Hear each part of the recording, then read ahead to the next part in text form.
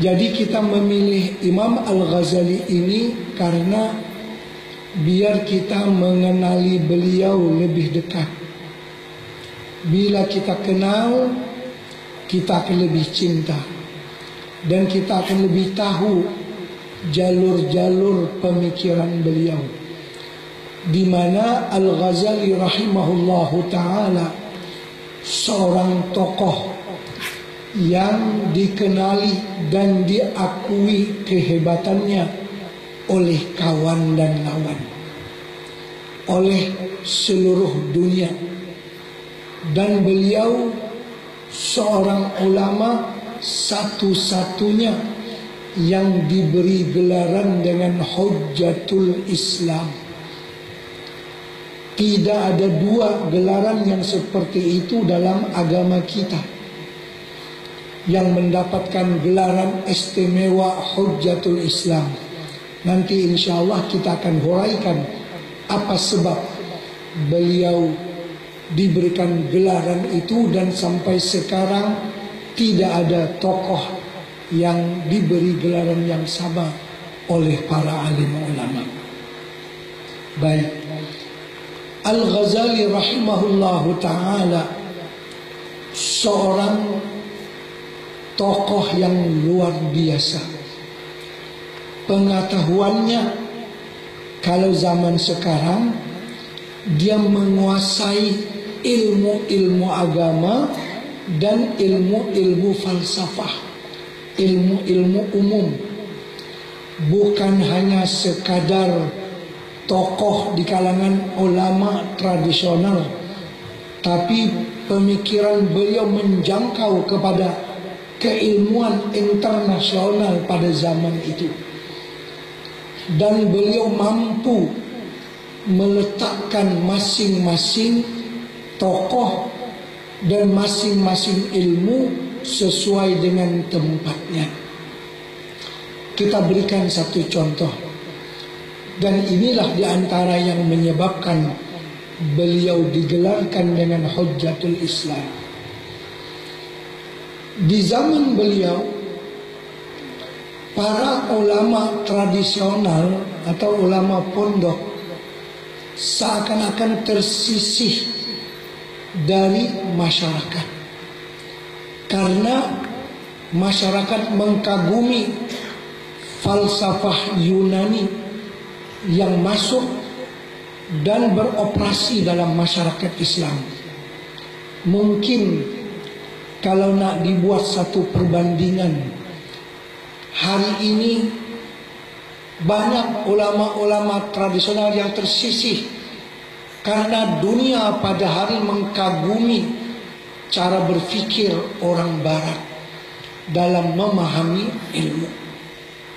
Memang diakui ketokohan-ketokohan orientalis barat dalam menguasai ilmu, tapi mereka hanyalah sekadar ilmu untuk ilmu, bukan ilmu untuk diamalkan dan sebagai pedoman dalam kehidupan yang membawa kita bahagia di dunia sampai kepada akhirat. Di zaman Imam Al-Ghazali rahimahullahu ta'ala, orang merasakan bahwasanya tokoh-tokoh ahli falsafah itu juga dianggap betul segala ilmu yang ada padanya. Seperti juga sekarang orang memandang kepada barat, apa yang dikemukakan oleh barat seakan-akan tidak ada cacat dan tidak ada salahnya, karena kagum dengan sistematik yang ada pada mereka. Tapi Al-Ghazali lah orang yang sanggup meletakkan masing-masing pada tempatnya. Lalu beliau dalam muqaddimah kitab Ihya Ulumuddin dan dalam Al-Munqiz Minadh Dhalal membahagikan ilmu secara amnya kepada 4 bahagian. Kata beliau, bagian yang pertama ilmu perubatan. Ilmu perubatan mereka memang pandai, dan kita pun juga pandai. Cuma mereka lebih bersistematik dengan sistem perobatan mereka. Seperti hari inilah kita lihat sistem perobatan yang datang dari barat dengan alat-alat modern dia memang hebat. Tapi apa kurangnya juga tukang urut di kampung. Kalau patah, kalau cocok di rumah sakit, itu cocok lawan biasanya dukun kampungan aja. Dibaluskan lawan daun kaladi aja bisa bersambung tuh tulang yang patah. Ada juga ilmunya. Artinya sama-sama kita ada, kata beliau. Cuma bagian kamu lebih sistematik. Itu satu. Dalam ilmu perubatan. Yang kedua, dalam ilmu akhlak. Kami ada akhlak. Kamu juga ada ilmu tentang akhlak. Tapi akhlak kamu itu sekadar etika saja. Adapun kami, akhlak itu dikaitkan dengan keimanan. Jadi orang berakhlak adalah didorong atas beriman kepada Allah Subhanahu wa taala. Man kana yu'minu billahi wal yaumil akhir falyukrim dhaifahu falyukrim jarahu falyaqul khairan aw liyasmut. Segala akhlak itu dikaitkan dengan iman. Bukan dengan sesuatu yang dianggap baik oleh manusia saja. Baik. Yang ketiga, ilmu ar-riyadiyat, ilmu matematika, ilmu sains lah kalau sekarang. Itu kamu memang hebat. Kami sangat sedikit tentang ilmu itu.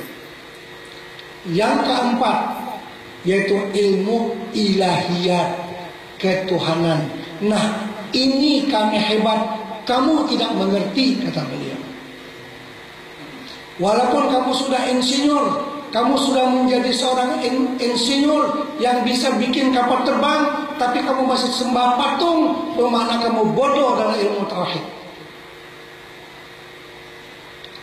Bukan mesti orang yang pintar bikin kapal terbang itu betul dia punya akidah tauhidnya. Kami, tauhid kami bersumberkan daripada Al-Quran dan Sunnah Rasulullah. Artinya, bila orang yang menyembah lain daripada Allah Subhanahu wa taala, orang itu dianggap membelangkangkan akalnya yang waras. Walaupun di segi lain dia bisa membuat apa-apapun, segala alat yang canggih bagaimanapun, kalau dia tidak ma'rifat kepada Allah, kita kan awwaluddin ma'rifatullah. Yang pertama mengenali Allah. Kalau kita tidak kenal Allah, walaupun mengerti segala sesuatu, nilai kita nol di sisi Allah. Nah, ini Al-Ghazali meletakkan pembagian ilmu tadi kepada 4 bahagian ini. Lalu kembali naik perasaan dan tingkatan ulama-ulama tradisional. Artinya dalam bab tauhid tidak ada orang yang boleh menyamai orang Islam. Walaupun di segi sains dan teknologi orang lain bersangatan maju, tapi dalam tauhid, metodologi dalam teologi itu mereka tidak mengerti. Artinya sehebat manapun kehebatan kamu cuma sekadar untuk kehidupan dunia, dia tidak menjamin kebahagiaan di akhirat. Sebagai satu contoh, kalau orang yang paling mapan dalam hidupnya ini, dalam segala-galanya, kekuasaan, keuangan, kesehatan, ini dicontohkan kepada satu pribadi yang sering disebut-sebut dalam Al-Quranul Karim, yaitu Fir'aun. Fir'aun seorang tokoh yang hebat dalam 3 yang kita sebutkan tadi: kedudukan, kesehatan, dan juga keuangan. Dikatakan Fir'aun umurnya tapi lamas di laut aja, ya kan? Lamas di laut aja mati, bukan karena jantungan, bukan karena yang lain-lain, cuma lamas di laut, mengapungi Nabi Musa, ya kan? Lalu laut kembali bertutup, lamas, mati, ya habis umur lah, karena dia sakit apa-apa. mapan di segi kesehatan, di segi keuangan. Tengok menteri keuangannya si Haman, si Qarun, kunci-kunci perbendaharaannya aja kayak apa banyaknya. Beberapa ekor onta itu tukang bawa kunci aja, belum lagi kamarnya yang berisi duit. Luar biasa sugihnya.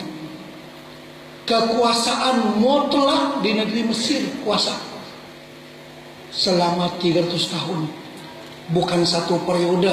Ini hanya orang duduk goyang orang dah turun jual itu ya kalau